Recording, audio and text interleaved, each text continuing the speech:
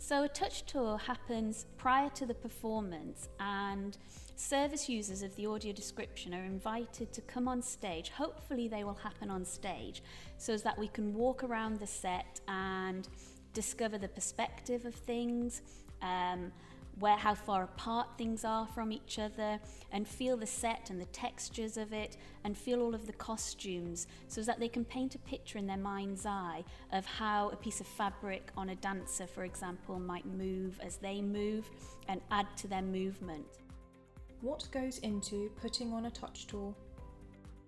So for a touch tour, we'll put on stage all of the props and pieces of set. So it'll be like a giant jigsaw puzzle, really. And none of those things will actually happen on stage at the exact same time. So we just explain that it's like a puzzle and that all the elements are on stage and we get to feel them all, but it'll all make sense after they've watched the show and as the show goes through. Who are touch tours for?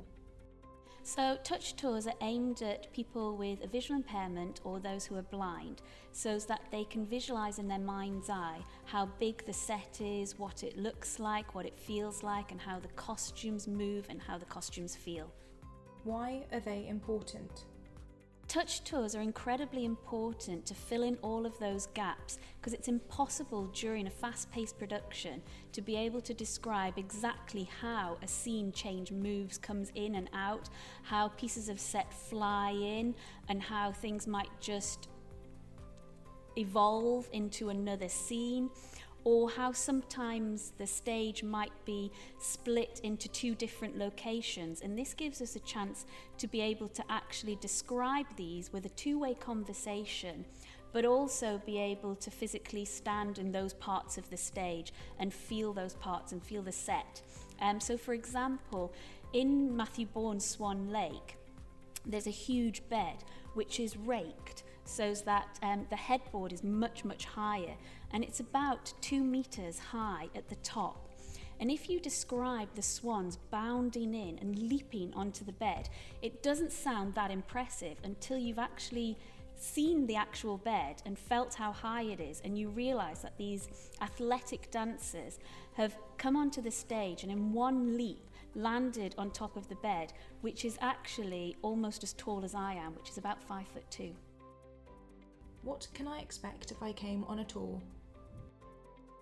Hopefully we'll be able to touch most things on the actual stage. Some things are quite delicate and need a lot of light touch, and those things, so it's really useful for people who've got partial sight as well to be able to see things close up that they might miss from the auditorium. Can I bring a companion with for support?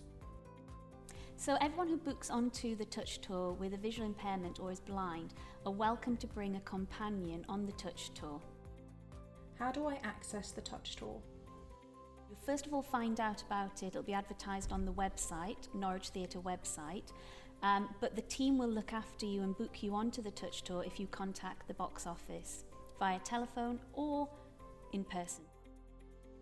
For more information, visit our Access information page at norwichtheatre.org.